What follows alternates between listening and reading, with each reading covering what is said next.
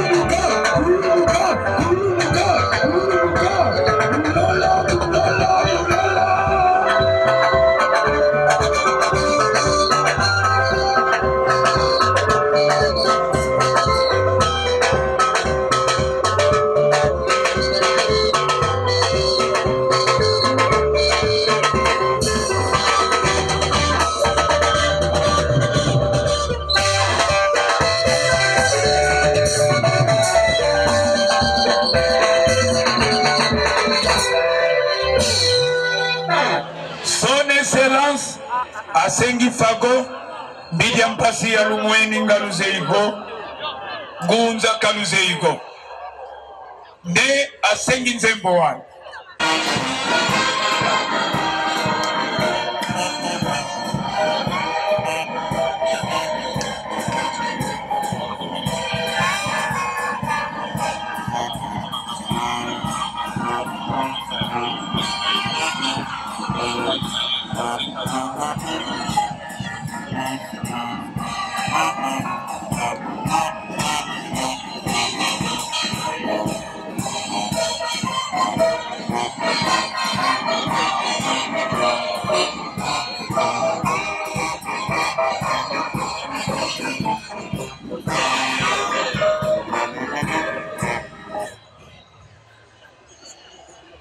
Yenge Kuzulu.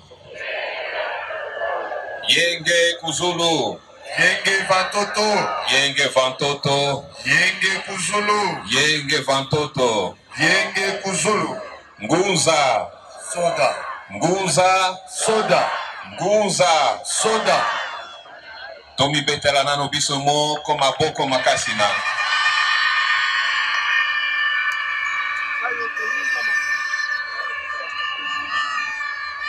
Mwana mboka, son éminence, ambassadeur Mankelezi Lubasa, asi alobi nyonso, commentaire mingi ezalite. Lelo ezali le 30 juin. Mwana Koli, 65 ans. Moto asi akomi koko deja. Asi akomi koleisa libota. Famille mobimba bakomi kobika sima na ye. Tata Maréchal alobaki na discours na ye pona ndeko Frank Fanon. Alobaka Afrique ezali na forme ya revolver, gâchette ezali na Zaïre à l'époque. Zaïre wana Congo lelo. Makambo ezali mingi eza koleka o toza kolanda na milieu ya ba politique. Mais mboka oyo pour que kimia ezonga bomoni nungu tolekisi mbula na mbula. Est-ce que kimia eyaki? Lelo po kimia ezonga na Congo. esengaki Nzambe atombola mwana mboka moko babengi Félix Antoine Tshisekedi, président ya Yambo oyo ayaki ko reconnaître Bangunza. Tobetela ye nano maboko. Oyo ayaki kozongisa Bangunza na esika na totonda ye lisusu encore. Na ndenge azongisaki Kongo oyo na maboko ya Nzambe na Stade de Martyrs, pour que Kongo oyo ezonga esengi Bangunza totelema. Na Bangunza po totelema, il faut totambola na unité, na diversité, pe na complémentarité. Lelo Nzambi Mfumuki Mbangu atomboli Tata Mangelezi. Soki Tata Mangelezi oyo te elingi kolobake asali yango ye moko te, mais soki lelo Ngunza ayokani lelo, ayebani lelo, batu pe batangi Ngunza na mabele oyo, azalaki kobimila ngai tango nyonso, abeteli mbula, moi, bakake, atamboli makolo ngulu, abundi, abundi, abundi. Ye moko te, na bandeko na ye, lelo Ngunza ayebani. Est-ce que kala Bangunza tozalaki na possibilité ko sangana boye? Nanya kokaki kondimake Ngunza akoki ko sangana boye? Na mikolo ezako ya na palais du peuple, balobaka tokobuka palais du peuple wana. Lelo ezalaki kaka échantillon, mais na mukolo ezako ya palais du peuple eko bukana. Tata Mangelezi, pona musala nyonso osali, pe ozako sala. Alliance des chefs spirituels de Bangunza pour toute l'Afrique, de toutes les autorités traditionnelles et des dynasties royales. Bakanisa kiyo na musala nyonso osali. Et il fallait esalema lelo mukolo ya indépendance.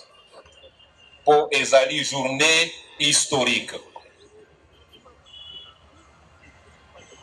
Na kosenga na commission muke ya jury oyo bakotaki délibération.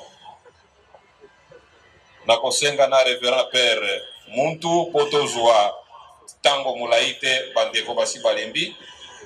Otanga PV na makasi. Tokamata mukanda oyo Alliance des chefs spirituels de Bangunza pour l'Afrique, des autorités traditionnelles et de toutes les dynasties royales. Nini bakanisaki pona Tata Mfumu Mangelezi. Coalition interconfessionnelle pour la nation, SIN-RDC. Alliance des chefs spirituels Bangunza, des autorités traditionnelles et des dynasties royales.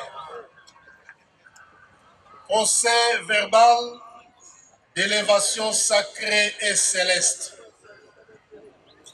Ordre sacré et céleste de la tradition mystique Congo. Le 30e jour du 6e mois de l'année, l'an 2025, sous la guidance invisible des forces cosmiques, sous l'inspiration directe des ancêtres éveillés et conformément aux prescriptions sacrées transmises par les conseils des sages, des maîtres et des initiés de la tradition mystique Congo. Nous, membres investis de l'ordre sacré et céleste, réunis en cercle spirituel, ayant invoqué les 4 piliers du monde, le feu, l'eau, l'air et la terre, ayant entendu la voix du souffle ancestral circuler parmi nous, ayant reconnu la lumière de l'Élie du sceau des aïeux, procédons solennellement et publiquement à l'élévation de Son Éminence, ambassadeur Mangele Zilubasa, chef suprême, président général de Créatebem, au rang sacré et irrévocable de ambassadeur spirituel de la conscience ancestrale et de l'éveil des peuples, chevalier reconnu et légitime de l'ordre sacré céleste de la tradition Congo. Par cet acte irrévocable et ces rituels, il devient porte-flambeau des valeurs mystiques et ancestrales du peuple Congo, représentant spirituel de la mémoire collective enfouie, messager du renouveau et de l'éveil des nations, pont vivant entre les vivants et les invisibles, entre l'ancien et le nouveau, entre les visibles et les mystiques. Que cette élévation soit enregistrée dans les archives sacrées de l'ordre. Que son nom soit scellé parmi les serviteurs fidèles du fait primordial. Que ses pas soient bénis, que sa voix réveille et que sa lumière éclaire. Fait à Kinshasa, le 30e jour du mois de juin de l'an 2025, en la présence des témoins visibles et invisibles et sous les regards silencieux des aïeux de la grande tradition. Signé par le président du jury, chevalier commandeur suprême, représentant légal et guide suprême de Bela Congo, Makongo Kulengi Chikeva, Simbilila Chinzambi Maniema. Membre du jury, Mfumu Chitela Kasaka, Mfumu Changala Mangewa, chef spirituel Makiadi Dodokolo, et enfin chef spirituel Balombi Lopez. Je vous remercie.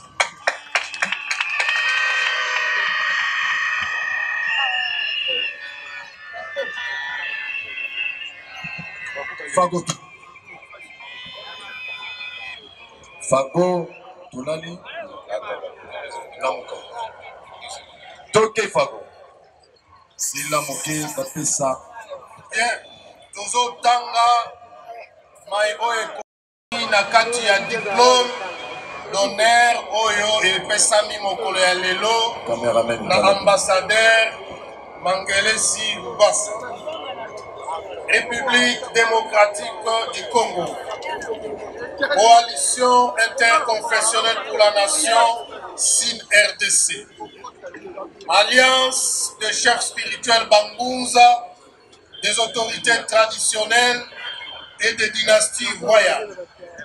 Diplôme d'honneur.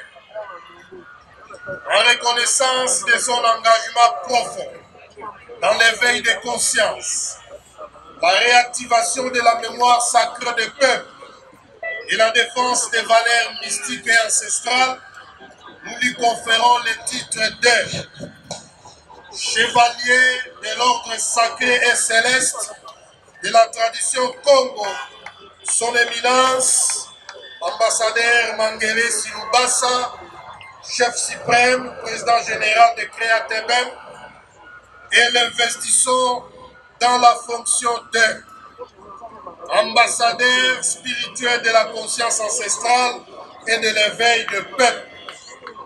Par cette élévation, il devient porteur du feu sacré des aïeux et messager du renouveau spirituel sous la bénédiction des forces cosmiques et autorités du Conseil de l'Ordre, fait à Kinshasa le 30 juin 2025, grand chevalier impérator de l'Ordre de la tradition Congo, autorité suprême de l'Alliance, Maître Maloua Billy Cléophas Kimban.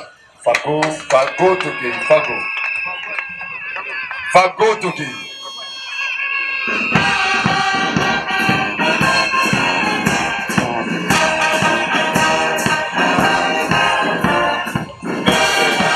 Sincères félicitations.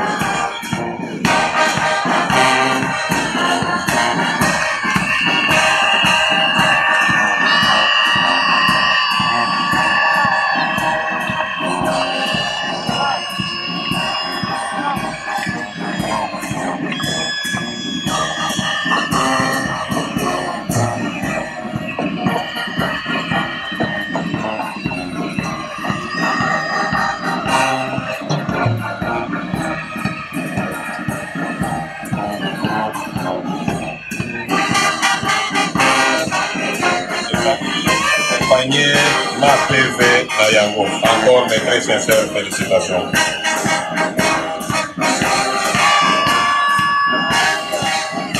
Batondo mingi, totoni bino, na Congo Mbunzikimba. Tous ensemble, tambola, pour la Congo Mbunzikimba.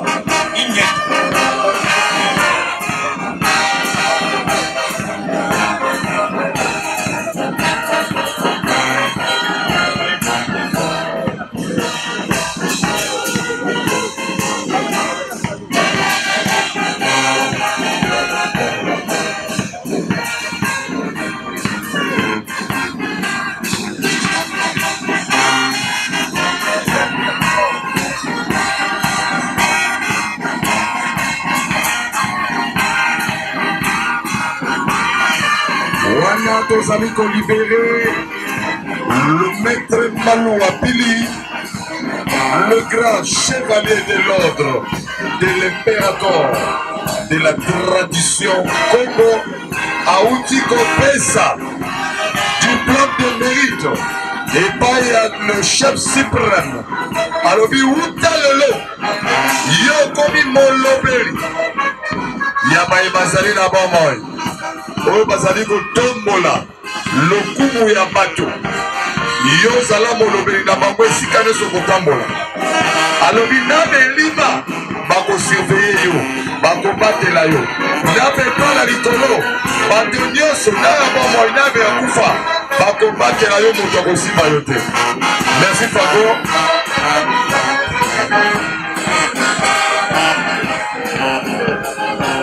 Merci Fago, merci.